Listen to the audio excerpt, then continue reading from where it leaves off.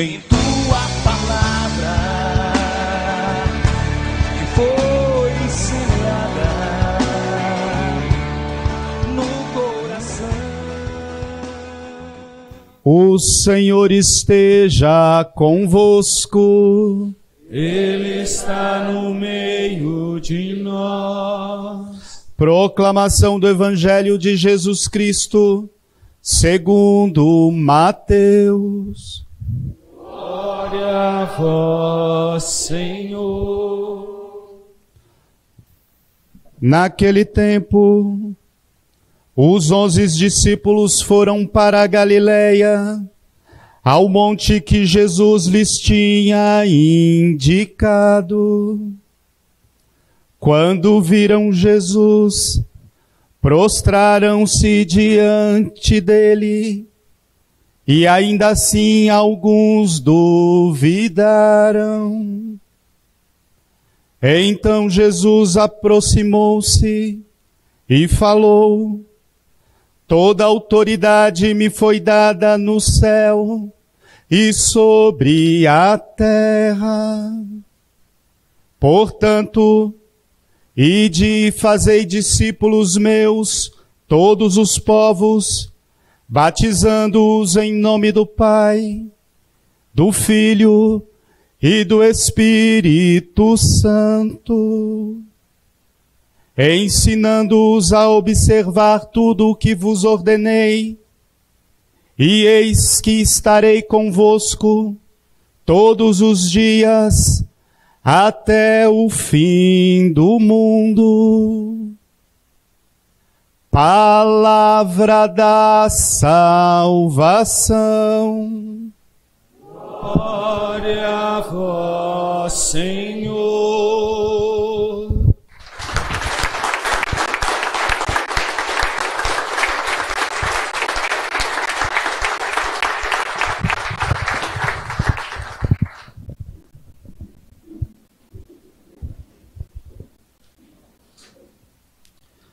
Meus queridos,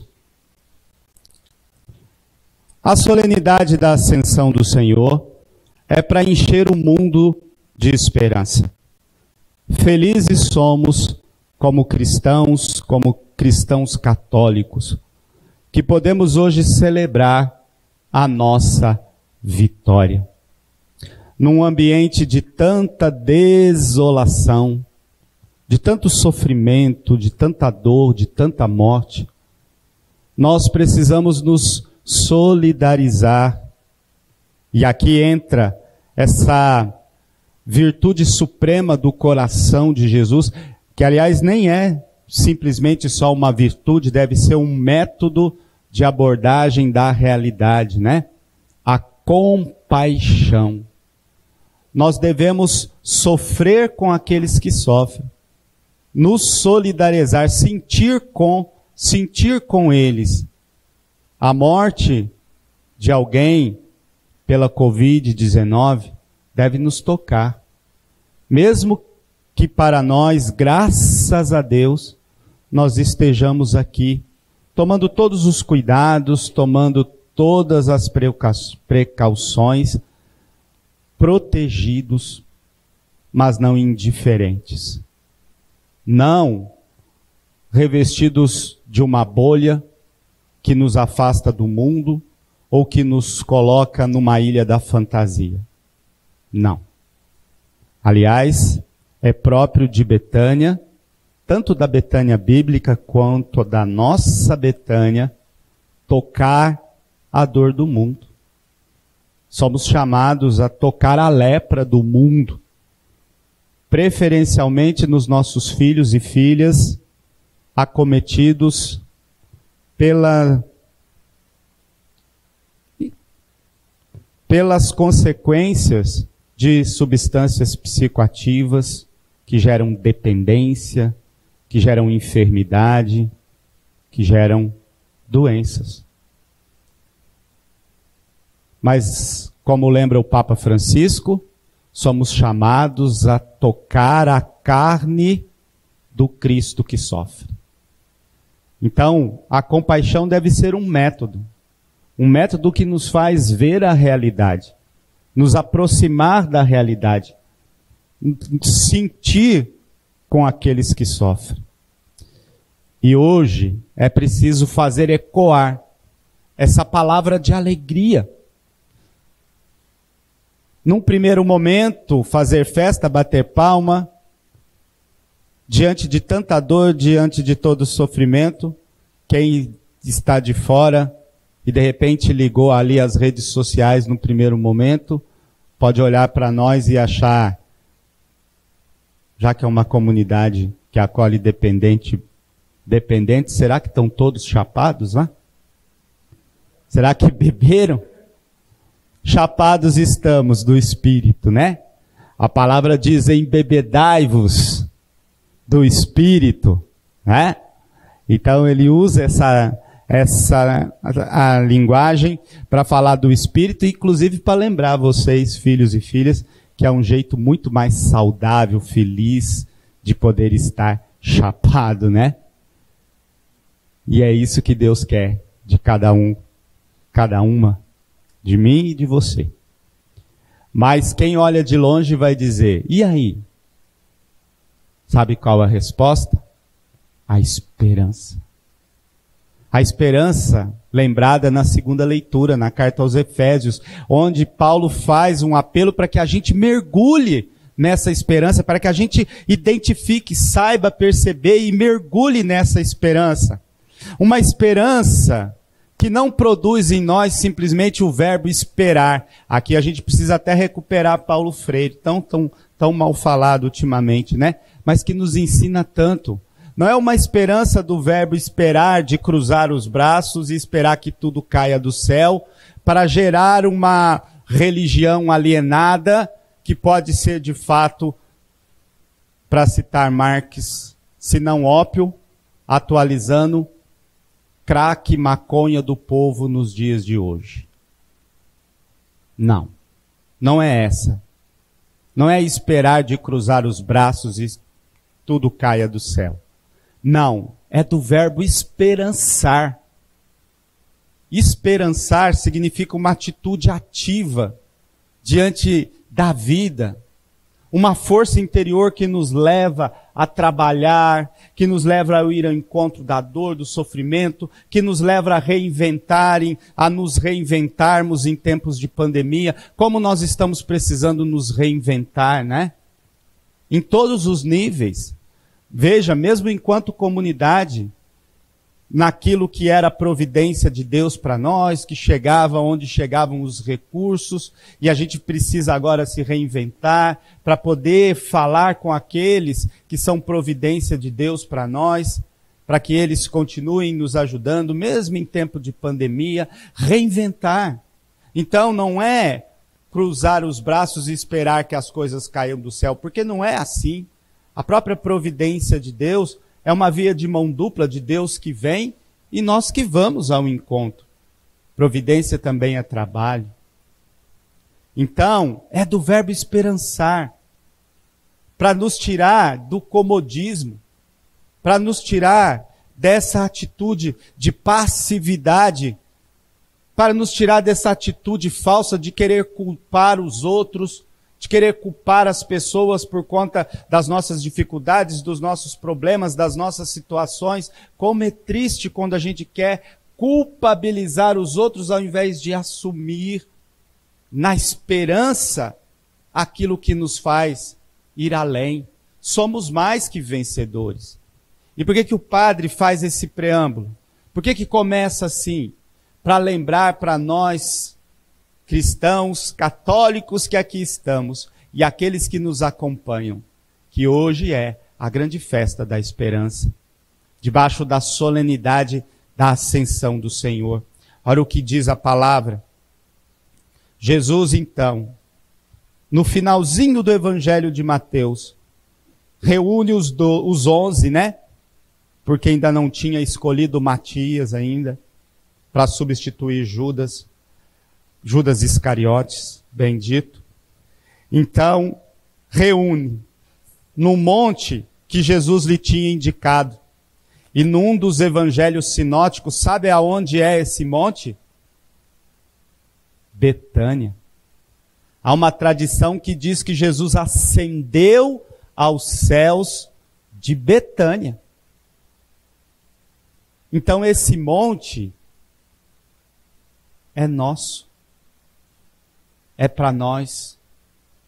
Ali Jesus realiza aquilo que é o destino de cada um de nós. Em Betânia, Jesus conclui, por assim dizer, aquilo que é o destino de cada homem, de cada mulher que vem a esse mundo e ainda nos dá a certeza de que a obra se completará com Pentecostes.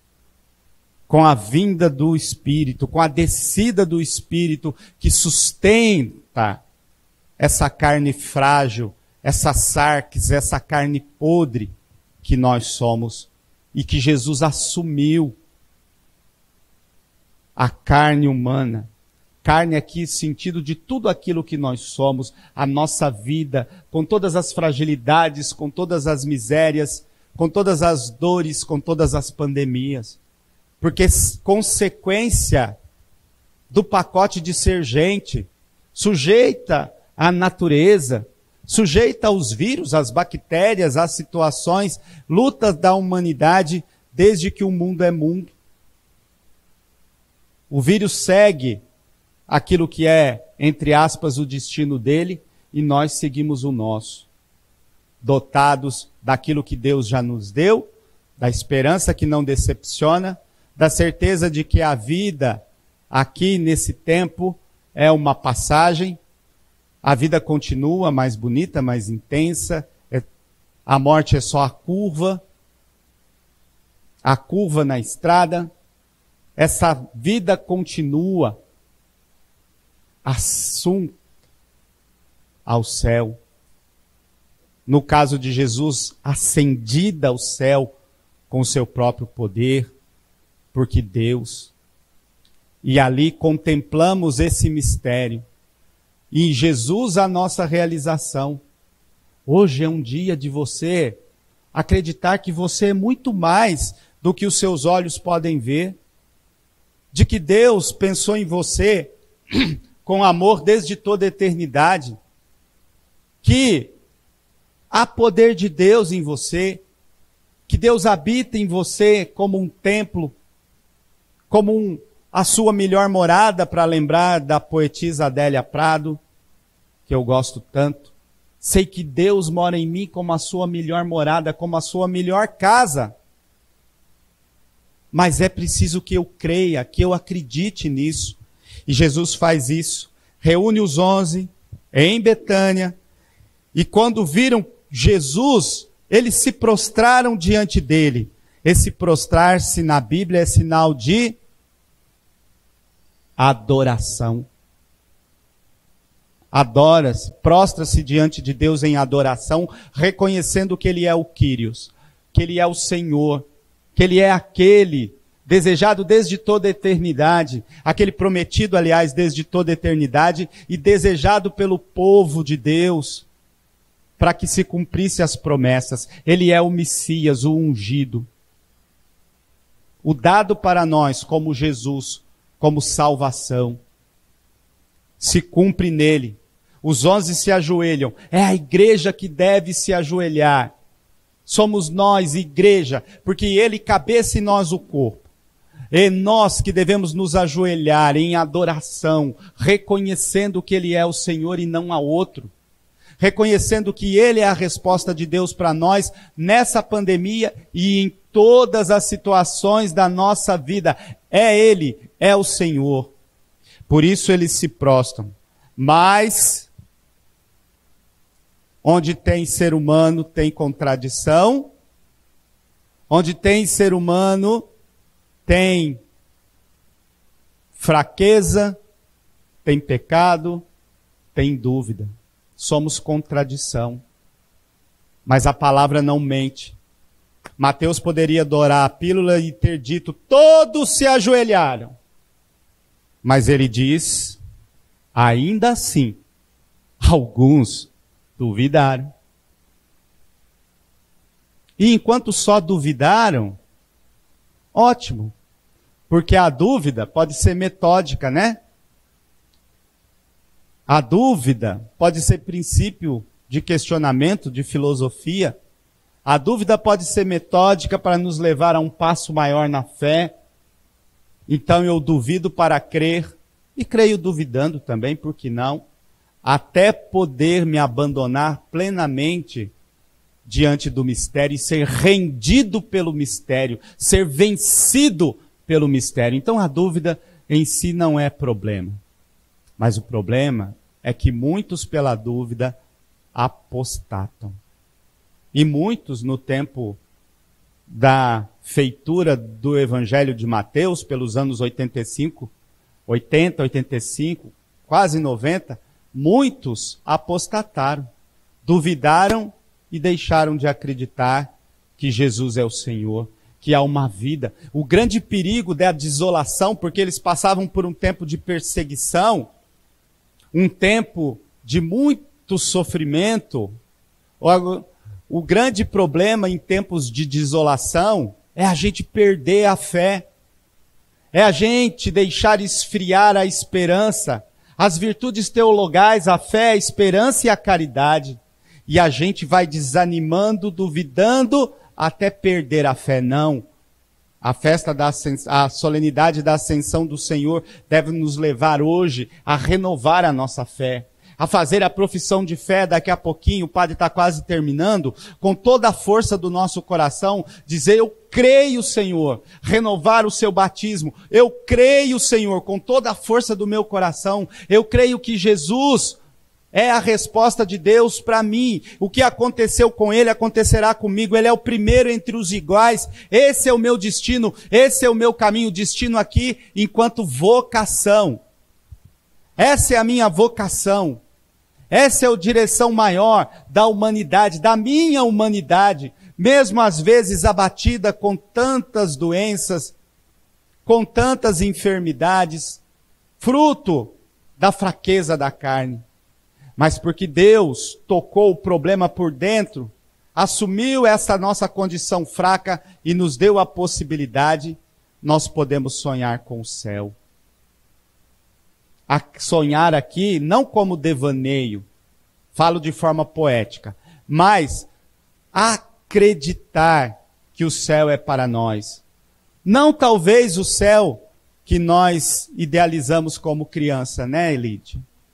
Mas o céu, enquanto realização de Deus, enquanto certeza de que o Senhor ascendeu, enquanto certeza de que Ele está, como nós professamos no credo, à direita, ressuscitou ao terceiro dia, subiu aos céus, está à direita do Pai, ou seja, realizou a graça de fazer com que a humanidade tivesse uma vocação preciosa, um destino precioso. Essa é a fé que precisa acender no seu coração, fazer com que você se proste e não duvide, mas creia. E por isso, essa fé é do verbo esperançar, essa esperança do verbo esperançar nos coloca em movimento. Por isso Jesus diz: vá e continue anunciando. Vá e continue batizando. Em nome do Pai, do Filho e do Espírito Santo. A Santíssima Trindade, o Deus triuno. Desse Deus que se relaciona conosco como Pai, Filho e Espírito Santo. Vai, anuncie. Porque essa é a resposta de Deus. Porque se somos destinados ao céu, se somos destinados a ascender com Jesus, é fato que ainda caminhamos nessa terra. E aqui está o segredo. Deus não quer que você fique alienado numa religião oca e vazia, uma religião que te anestesie, uma religião que te tire da realidade, uma religião que coloque uma venda nos seus olhos e não deixa você enxergar o que acontece à sua volta. Não, mas uma esperança ativa que faz com que você vá adiante e anuncie a resposta de Deus para a sua vida e para a vida daqueles que passarem por você. Porque você experimentou, porque você tem essa fé viva, porque você acreditou que o Senhor trouxe a promessa, você anuncia. E essa é a missão da igreja. Por isso o Papa Francisco insiste tanto numa igreja em saída, numa igreja missionária, numa igreja que anuncia, que não tem medo de dizer que Jesus está vivo e que eu experimentei e é o Senhor, e porque eu experimentei e é o Senhor, eu anuncio a boa nova. Por isso ele promete Pentecostes. Por isso ele promete o Espírito Santo em Pentecostes. Que a gente se revista dessa esperança. Termino levando você à primeira leitura. Termino levando você à primeira leitura que descreve esse momento da ascensão, que descreve, faz uma síntese do que Jesus fez no seu evangelho. São Lucas é especialista nisso. Mas depois você lerá com mais vagar a primeira leitura e vai tomar consciência de que Deus espera que nós nos tornemos testemunhas. Que não é, como diz no versículo 10, que a gente fique olhando para o céu sem se descuidando da terra. Veja que os apóstolos continuaram olhando para o céu quando Jesus subiu de Betânia. E aí apareceram 2 homens vestidos de branco, que a tradição vê neles anjos, como foi na manhã da ressurreição, que disseram para os apóstolos e diz hoje para nós: homens da Galileia, por que ficais parados olhando para o céu? Esse Jesus que foi levado para o céu virá do mesmo modo como vistes partir para o céu. E nessa expectativa do Cristo que ascendeu e do Cristo que vem, que voltará para reunir o povo de Deus, para reunir a igreja, para reunir aqueles que são dele e viver a promessa de Deus de uma vida plena. Nesse intervalo do Cristo que subiu e do Cristo que voltará, nós somos chamados à esperança ativa. A vivenciar o verbo esperançar. A arregaçar as mangas e trabalhar. A não desanimar, mesmo em tempos de desolação. Pelo contrário, em acreditar, sabendo que amanhã será melhor, muito melhor que hoje, porque Ele está conosco. Qual a última frase do Evangelho de Mateus? Eis que estou convosco todos os dias, até o fim. E Ele está conosco. E nós podemos encontrá-lo, nós podemos tocá-lo, nós podemos senti-lo, nós podemos experienciá-lo. Nós o encontramos na Sua palavra, como estamos fazendo agora. Nós o encontramos na Eucaristia, como se dará a nós daqui a pouco. Nós o encontramos na igreja reunida, que reza junto, como a gente faz agora. Nós o encontramos na natureza, nós o encontramos na vida do dia a dia, no cotidiano e, sobretudo, nós o encontramos naqueles que sofrem. Isso para nós em Betânia é categórico.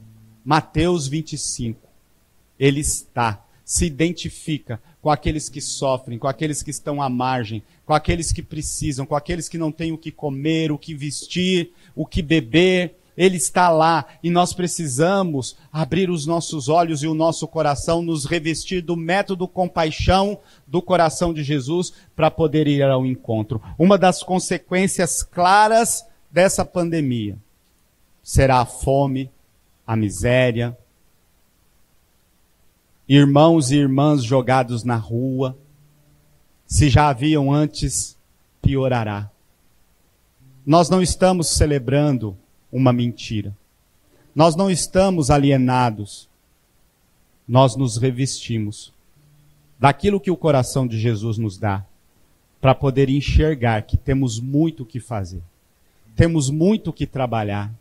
para poder enxergar nós, consagrados e consagradas de Betânia, que nós não podemos perder tempos com picuinhas. Porque nós temos muito o que fazer. Nossos filhos e filhas morrem lá fora, sem ter um lugar para acolher. Nossos filhos e filhas, sobretudo adolescentes, estão cada vez mais sendo jogados e serão cada vez mais jogados, porque faltará oportunidades na droga, no crime, no tráfico. Muitos passarão por coisas piores daquilo que vocês, meus filhos e filhas que estão aqui, que já partilharam a vida comigo, coisas muito piores do que vocês experimentaram. Então, nós não podemos, de forma alguma, esperar de braços cruzados, deitados em berço esplêndido, achando que tudo se resolverá com amém, aleluia. Pelo contrário, Jesus nos impele, porque ele subiu, a ter os olhos fixos nele, os pés firmes no chão, mas o coração voltado para cada irmão e irmã. Por isso eu termino com o primeiro versículo da primeira leitura dos Atos dos Apóstolos. Lucas escreve a Teófilo. Teófilo significa amigo de Deus. Theo, Deus. Philo, amigo, amado de Deus. Pouco se sabe sobre esse Teófilo. A exegese busca, mas não consegue muito descobrir quem é esse tal Teófilo para quem Lucas escreveu. Será que é uma comunidade inteira? Será que era alguém específico? Não se sabe bem. Será que é uma figura de linguagem usada por Lucas? Os estudiosos que se matem estudando. Para mim está claro. Teófilo é todo aquele que se dispõe a prostrar-se diante de Jesus, adorá-lo e, na força do Espírito, assumir a missão que era dele. E qual é a missão de Jesus? Aquela dada no dia da ascensão. Vai e evangelize. Vai e batize. Em nome do Pai, do Filho e do Espírito Santo, porque batizar aqui é anunciar Jesus, é falar dele. Não é simplesmente colocar num pacote de uma religião, mas é levar um projeto de vida chamado Jesus, que João 10:10 ele resume: eu vim para que tenham vidas e a tenham em abundância, vida plena, um estilo de vida. Teófilo é todo aquele que se apaixonou por Jesus, e porque se apaixonou por Jesus, tornou-se amigo. Teófilo é todo aquele que na espiritualidade do coração de Jesus, na espiritualidade de Betânia, e eu escrevi isso no meu novo livro, Coisas do Coração, se tornou amigo de Deus. Ele nos convida: já não vos chamo servos, mas chamo-vos amigos, porque vos dei a conhecer tudo o que está no meu coração. Esses são os Teófilos de ontem e os Teófilos de hoje. Você é Teófilo. Você, para que as feministas não briguem comigo, é Teófila. Você. Por isso, feche os seus olhos um minuto e peça ao Senhor a graça de, no dia da ascensão, no dia em que você é destinado ao céu, que nós podemos cantar aquela música da Shalom: o meu lugar é o céu, é lá que eu quero morar. Nesse dia você possa desejar de todo o seu coração: Senhor, eu quero ser Teófilo. Eu quero ser, Senhor, Teófilo. Eu quero ser, Senhor, teu amigo. Eu quero estar no teu coração, Senhor. Eu quero aprender de ti. E porque eu sei que tu ascendestes por minha causa, para cumprir aquilo que estava no coração do Pai, tu jamais me abandonas. Tu estás comigo todos os dias, até o fim, como estás com a igreja. Eis-me aqui, Senhor, para ser teu Teófilo. Eis-me aqui.